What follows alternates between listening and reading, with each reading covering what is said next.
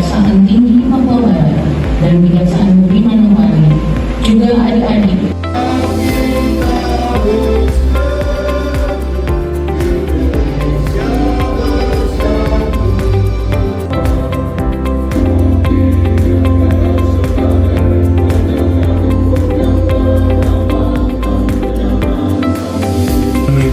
Kami ucapkan syukur atas rahmat, nikmat dan karunia-Mu, sebab Tuhan kami bisa hadir.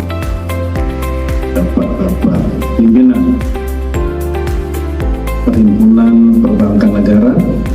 Capai adalah yang pertama, restoratif. Restoratif itu artinya apa? Memulihkan pada keadaan semula. Yang kedua prinsipnya adalah korektif, artinya tata kelola. Nah, perubahan tata kelola. Dan kemudian yang ketiga adalah restoratif tadi, atau perubahan. Jadi restoratif, korektif, dan akan dibuat nanti satu aturan yang baru, yang kalau kita menggunakan istilah yang lebih tepat, karena ini di Papua misalkan yang disebut dengan rehabilitatif.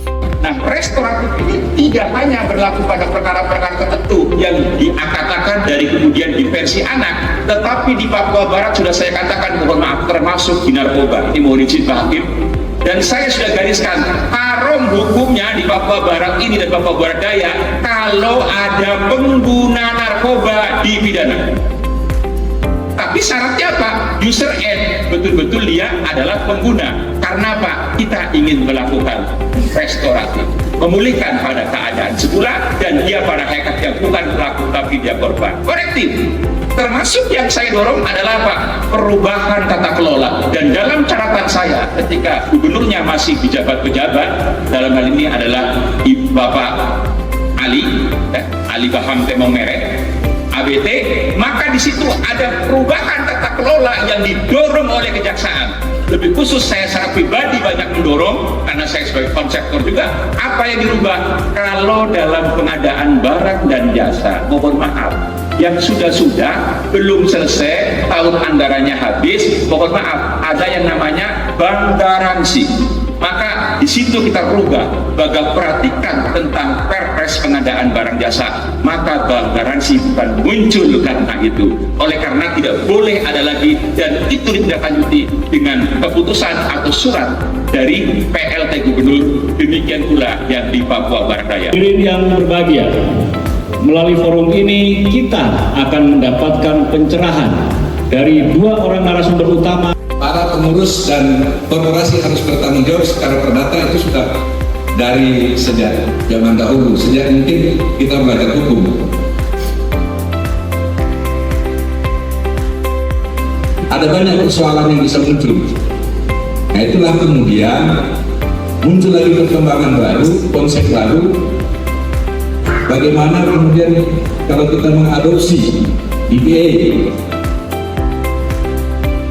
Nah, DPA ini yang kita kenal selama ini adalah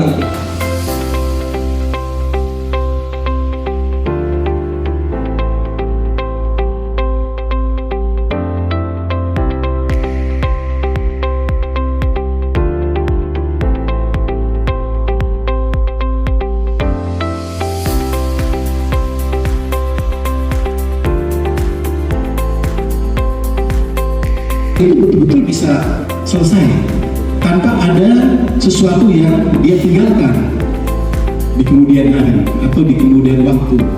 Nah, itu yang tadi saya contohkan, misalnya kita membuat dalam satu agreement bahwa jika isi di dalam salah satu klausul yang kita masukkan, misalnya semua isi kita sudah buat, pengembalian aset, perbaikan tata kelola dan sebagainya, ada klausul terakhir misalnya